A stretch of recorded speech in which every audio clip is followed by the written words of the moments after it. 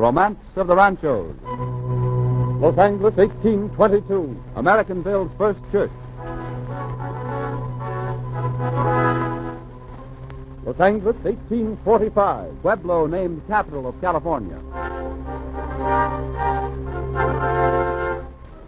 Los Angeles, 1887. Greatest land boom of history reaches peak.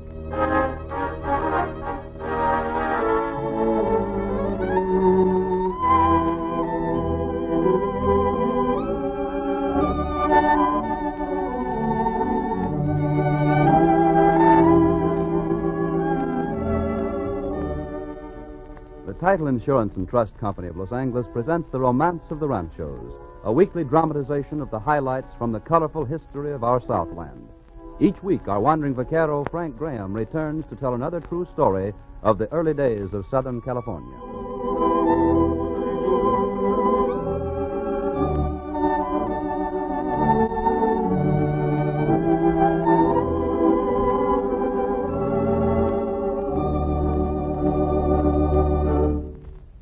In a matter of months, we Americans must equip ourselves to conquer enemies who have been arming themselves for years. We can do this through our purchases of war savings bonds and stamps. This money will come back to us later with substantial interest, so it's an investment in our own financial future as well as in democracy. But the need now is urgent, so buy a war savings bond tomorrow.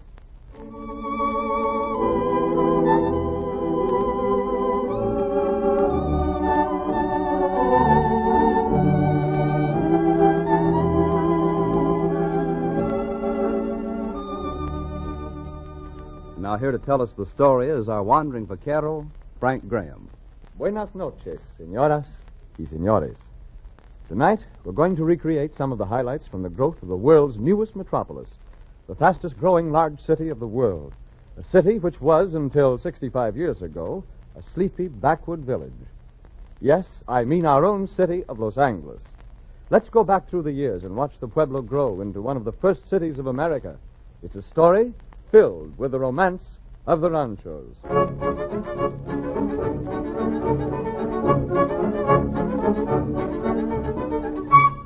The first white men to set foot on the site of Los Angeles were of the party of Gaspar de Portola, who was sent from Mexico to explore the possibilities of colonizing Alta California. When they arrived on the banks of the Los Angeles River, they found an Indian village called Yangna, situated near the present North Broadway Viaduct. That, then, was the first village of Los Angeles, and Father Crespi, the historian of the party, praised the spot as an excellent site for a mission. Later, the site was overlooked in establishing the nearby Mission San Gabriel, but Crespi's report made an impression on Felipe de Neve, the new governor of the province, and about the year 1780, he formulated a plan. See? Come in. You sent for me, Your Excellency? See, Lieutenant. I'm going to send you on an important mission. A mission? Where, Your Excellency? To Mexico. Sonora. All the way down there? See? And it is very important. You are going to do some recruiting. Recruiting? You mean we are going to need an army here? We are going to fight some? No, Lieutenant. You are not going to recruit an army. No?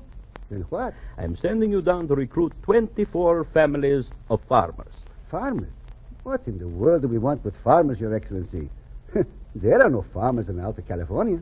Only soldiers and priests. See? And there is just the trouble. Here we pretend we are colonizing a new land, and we have no real settlers, farmers, and tradesmen at all. Yeah, but what will they do? Where will they be stationed? The missions are full of Indians, the presidios are soldiers. See, but the pueblos. What pueblos? The pueblos we will found. They shall soon become thriving little towns, see? And they shall supply the missions and the presidios with all the things they need. No longer must we wait for ships from Mexico. You mean you are actually going to start pueblos here? Absolutely. Already settlers are coming for San Jose. You will recruit others for a site in the south, at the river Porciuncula, near Mission San Gabriel. But we shall never get them to come to this wilderness. See, I think so. For we shall give them free land, theirs to hold for themselves and their children, so long as they shall obey the laws and apply themselves, and we shall give them implements and a yearly wage until they are able to support themselves. Your Excellency, You think it will work? I am sure of it, Lieutenant. You shall see. Someday you shall be proud to say that you have helped to found this new Pueblo.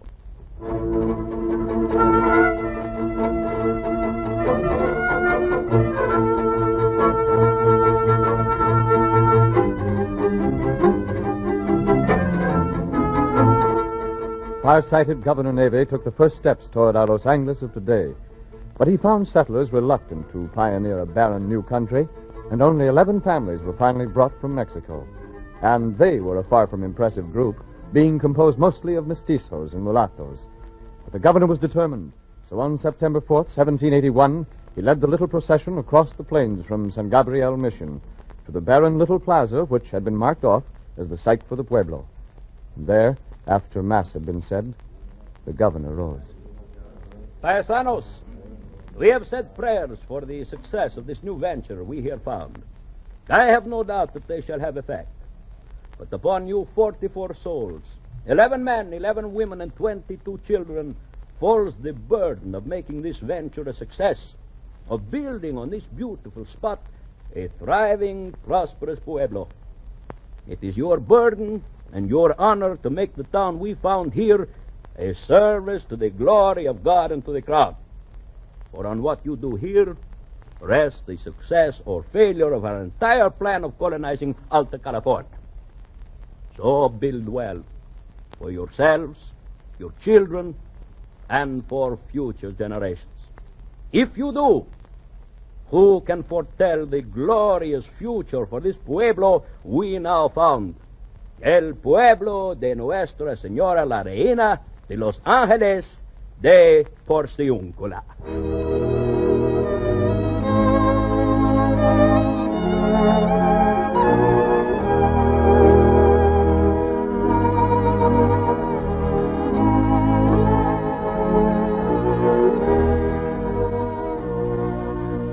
And so Los Angeles became one of the few cities of the world which didn't just grow. It was actually founded from nothing. Governor de Neve's plan was a brilliant success, but it was in spite of the pioneer settlers rather than because of them. For the most part, they were a lazy, shiftless group, not too happy about their situation and not too anxious to build beyond their immediate needs. As time went on and more responsible settlers drifted in, the tide changed. But even as late as 1820, the little town had a population of only 650, and the devoutly religious Californianos didn't even have a church. They journeyed miles to San Gabriel, or forced the padres to make the long trek in to conduct Mass in the plaza. About 1814, a church had been started, but the citizens couldn't seem to finish the job. So it was big news when the Pueblo heard. See, I tell you it is so. The church will soon be finished the way this Americano's working. Americano? What is this Americano? Ah, nobody knows. He speaks a strange language. It comes from some far-off country. Nobody knows. Nobody can understand him. But how did he get here? He was sailing with the privateer Bouchard. He was captured at Ortega Rancho by Sergeant Lugo. He's a prisoner. And he directs the work on a church? See, but the senor is a devil with the work. Already has accomplished more than we have in 7 years. He cuts down the trees, so, whack. Then he trims them into a beam, so, whack, whack. Then he hauls them to the church and puts them in place, so. Presto, the church, it is almost finished. Caramba, he is a strange man. See, but just think, we shall have our church. The padres say, if the money holds out, we shall dedicate it perhaps in December.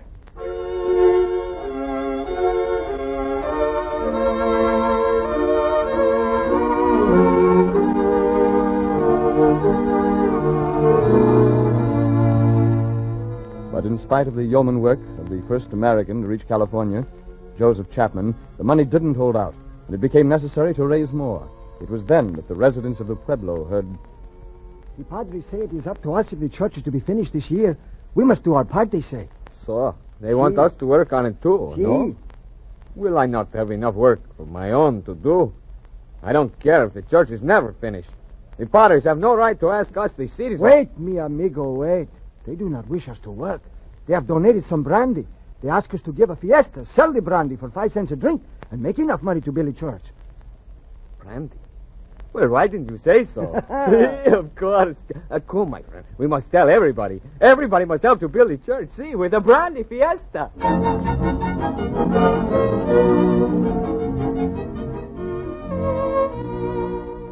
And after 7 years, the church was finally dedicated in December of 1822. And that same church of Our Lady, the Queen of the Angels, is still in use 120 years later on the plaza of Los Angeles.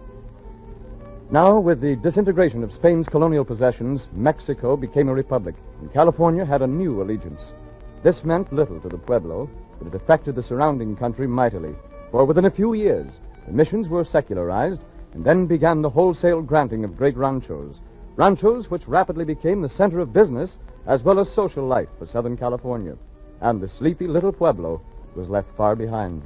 It became the place of business for the pioneer Americans like Juan Temple, Abel Stearns, Benjamin Wilson, Hugo Reed, William Workman, and John Rowland. But most of them, too, soon deserted the town for rancho life. And Los Angeles was noted chiefly as a hotbed for revolutionists. The dissatisfaction with Mexican rule was centered in Los Angeles, and it was there that the climax came in 1845 in the halls of the city council. So this ayuntamiento, the only lawful assembly in California still functioning, hereby declares Mitchell Torena deposed as governor, orders his expulsion from the Department of Alta California, and appoints Don Pio Pico as governor with Los Angeles as the capital. But, senor, how can we do this? Mitchell Torena at the gates of the city and with an army. See, and we have an army to meet him. We shall defeat him and drive him out.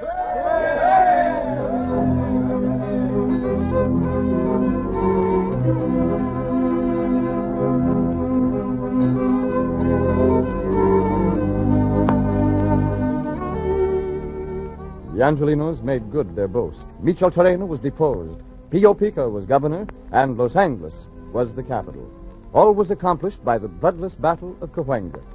But Los Angeles' reign as capital of the province was to be short-lived, for within a year, the first tremors of coming war hit the Pueblo, and soon Pico's government had fled. Los Angeles was in the hands of Commodore Stockton's American forces. But the Pueblo was to see much excitement before the conquest of California was complete, for Stockton, forgetting the Angelinos' fondness for revolt, left the Pueblo in charge of a small American garrison. And soon, one thing led to another, and a fiery young man by the name of Serbulo Varela touched off the fuse. See, here it is, my proclamation. We have stood enough from these foreigners. I have demanded that the Americanos leave the city at once. And if they do not go peacefully, then we shall put them out by force. 300 Californians rallied behind Varela, and a full-dress revolt was on, one which was to last until it was finally crushed by the combined armies of Stockton and Kearny at the battles of San Gabriel and La Mesa. Then, once more, the Pueblo relaxed into its same sleepy composure. Though nominally American, it was to remain the lazy Mexican village for 3 decades more. The gold rush in the north brought a temporary boom in cattle prices, but it also brought troubles. I say it's the duty of every man to get out and vote on this tomorrow. Si, senor. But which side do we vote for? Holy smokes, man. There's only one side to vote for. Separation, of course. Separation? You mean that Southern California should be separated from Northern California? Of course.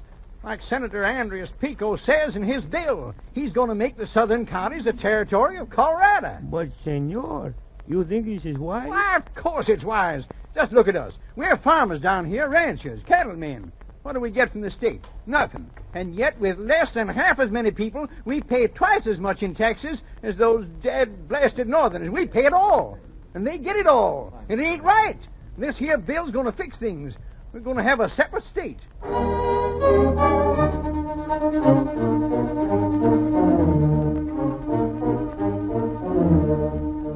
Thus started an agitation for the division of Northern and Southern California that was to have its echoes throughout the whole history of the territory. But it came to no avail, even though the people of the Southland voted overwhelmingly in favor of it. For when the bill was received in Washington in 1859, the Civil War clouds already hung heavy over the nation's capital and in the Congressional Committee. What about this bill to divide California into 2 states? Well, what about it? It's tabled, and it's going to stay tabled. But why? Because it's perfectly plain to see that this is a trick of those Southerners. I don't quite see what you mean. Well, look, it's plain enough. We all know those Southern Californians are mostly Democrats and Southerners. Well, if we give them that separate state, that means there'll be 2 more senators in Congress. Southern senators, sir. And 2 more Southern senators will give them a majority. You see what that would mean to the slavery question? Why, yes, of course. Bury that bill and bury it as deeply as you can.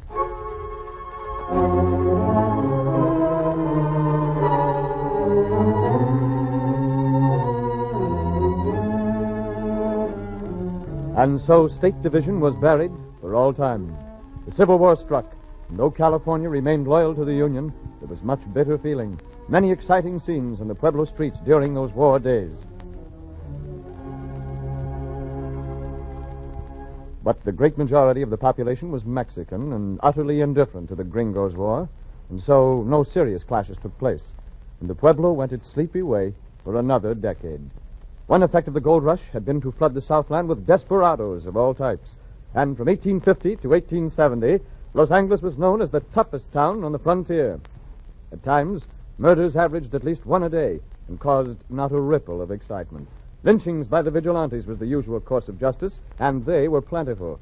The wave of lawlessness finally culminated in a riot so wild that it shocked the whole nation, and by the intense reaction to it, finally brought law and order to Los Angeles. One day, in 1871...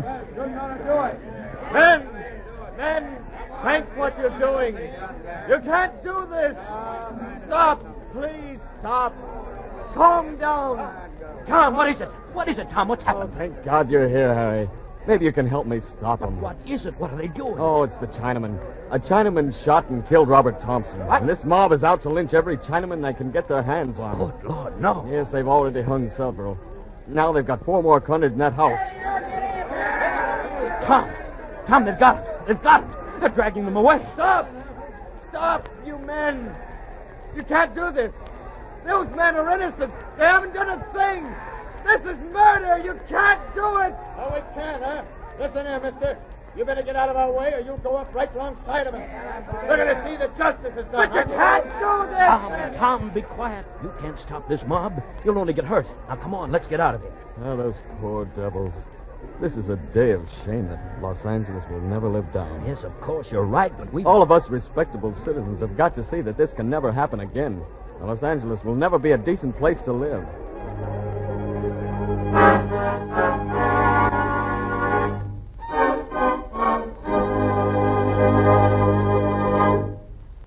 Let us suppose that you're interested in buying a home. You see a house and lot that you like. You decide to buy it. You consult your real estate broker. He has it listed as belonging to Mr. Jones. But how do you know that Mr. Jones actually owns it? How can you tell what rights or claims or interests in that house and lot may belong to some other individual or corporation or municipality? How do you know what mortgages or judgments are liens of record on the property? How do you know who has a right-of-way of record across the lot? In theory, at least, you could establish all these and other necessary facts for yourself by personally examining hundreds of documents on file in as many as 50 different public offices. But it would take you weeks or months and involve heavy expense. And when you got through, you would not have positive assurance that you had examined all the instruments or that some of those which you did examine had not been improperly or fraudulently executed. The Title Insurance and Trust Company of Los Angeles will do all this work for you in a fraction of the time and for a fraction of the cost. And it will then ensure the completeness and accuracy of its findings up to the minute. That is title insurance. If you invest in land, it is neither economical nor quite safe to overlook the protection of title insurance.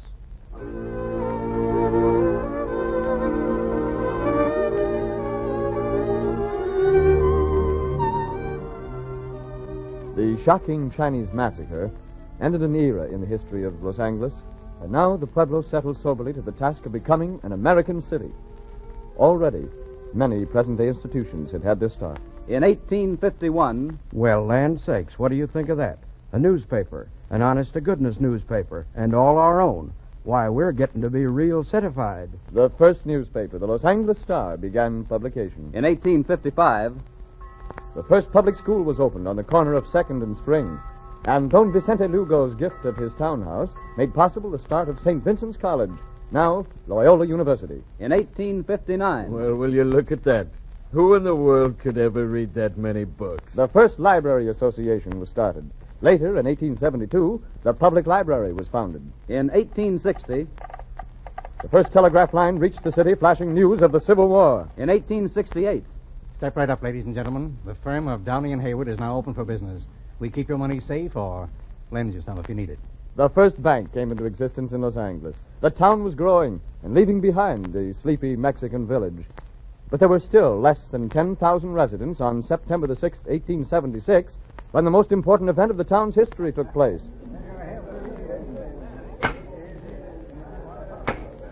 One more good whack will do it, General. All right, then. Here it is. There it is. The railroad's finished. All right, boys, bring the train on over. Well, there she is. The Southern Pacific's through. Yep, at last, Los Angeles has a rail connection with the East. What a great day. But it still makes me mad to think about that. They weren't going to let us include Los Angeles on the line. We had to pay $500,000 to get this railroad. Well, Sam, after all, Los Angeles is just a little town. They don't know what we know, that she's going to grow to be an important city. You bet your life she is. Why, I bet someday Los Angeles will have, well, maybe even 100,000 population.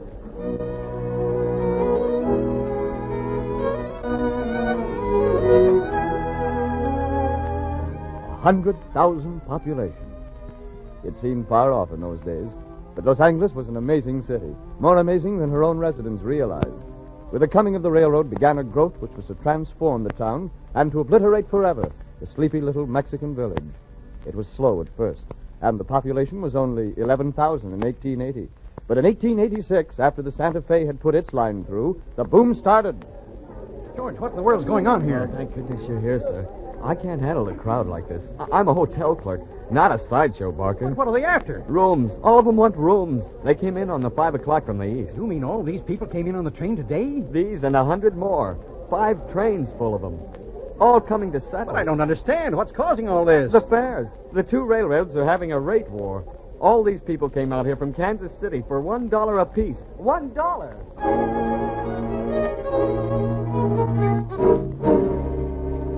The fantastically low train fares poured thousands of eager homeseekers into Southern California in one of the wildest land booms the world has ever seen. Landowners were in clover, and prices soared. Yes, sir. It's 2 acres of the finest land you ever seen. Close to town, perfect for building. Never mind. You said enough for me. I'll bid 1,000. Don't bother with that, Parker. Why, I paid half that for my place in line at many a sale. I'll give 3,000 for it. But Ben, what are you doing? That land ain't worth more than a couple of hundred at the most. Yes, that's what it used to be, but not now. Why, the way these prices are going, I'll resell this land for 3 times as much.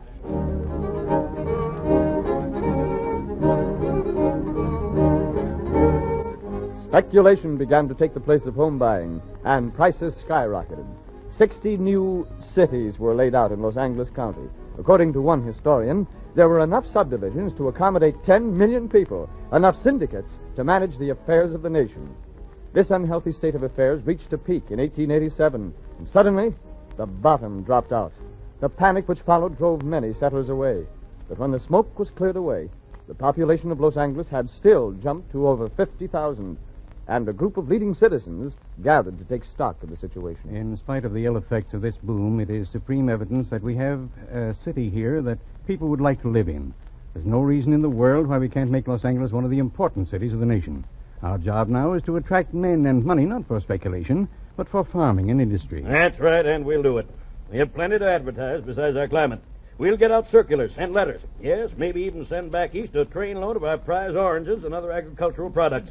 We'll show them that they can make a good living in Southern California. Right, and for that reason I propose to reform an organization to promote the civic welfare of Los Angeles.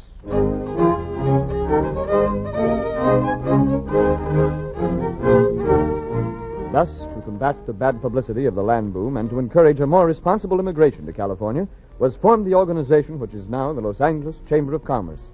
Later, in 1921, the All-Year Club was formed to promote the summer tourist migration. And it was largely through the efforts of these 2 organizations that the phenomenal growth of the city took place. In 10 years, the population doubled to over 100,000, And now, because of the need for water, many smaller communities joined Los Angeles. In 1895, Highland Park, 1899, Garbanza and University District, 1909, Wilmington and San Pedro and the Harbor District, 1915, most of San Fernando Valley. And with the development of a great harbor, Los Angeles became an important seaport, too, and one of the first cities of the nation. Now came the growth which so amazed the whole world. In 1910, the population was 319,000, an increase of 212%. 1920, 576,000, an increase of 80%. 1930, 1,238,000, an increase of 115%. 1940, 1,505,000 in the city, fifth largest city in the United States, and in Greater Los Angeles, 2,785,000 people lived. Today, 1942, the figure is probably nearer 3 million. Los Angeles is indeed one of the great cities of the nation and the world. But population figures are not the only ones to back up that proud boast, for Los Angeles is the first city in America in the production of aircraft, motion pictures, oil, and the shipments of citrus fruits. It is fourth in the manufacture of clothes and furniture. Until the war, it was the second city in the manufacture of tires and assembly of automobiles. Among the great industrial cities of the nation, it ranks fifth. And yet, only 65 years ago, when the first railroad came through, it was still a sleepy little village of about 10,000 souls, mostly Mexicans. Such is the progress of our Southland, and such is the romance of the Ranchos.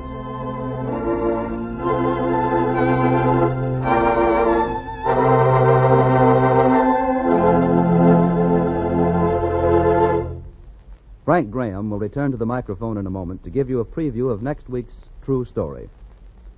Whenever an estate is administered upon, a certain part of it must go for the payment of taxes, probate, and other expenses. The amount by which such costs will shrink the estate can vary widely, depending upon the terms of the will and the estate plan. The Trust Department of the Title Insurance and Trust Company maintains an estate planning division, a primary function of which is the avoidance of unnecessary shrinkage of estates through inheritance. The capable and experienced officers of this division will work with you and your attorney without obligation in developing a plan for your estate, which may benefit both you and your family. A letter or telephone call to the Title Insurance and Trust Company of Los Angeles will bring you complete information about this and other services of its trust department.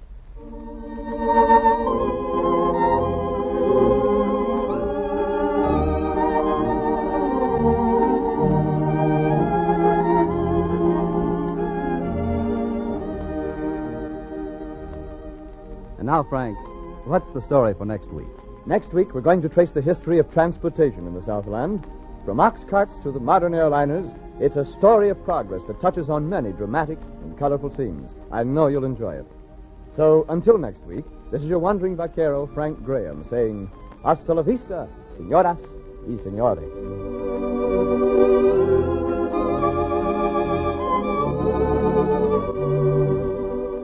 The Romance of the Ranchos, a presentation of the Title Insurance and Trust Company of Los Angeles, featuring Frank Graham as the wandering vaquero, is dramatized by John Dunkel and produced by Ted Bliss, with special music arranged by Gaylord Carter. Bob Lamont speaking. Good night. This is the Columbia Broadcasting System.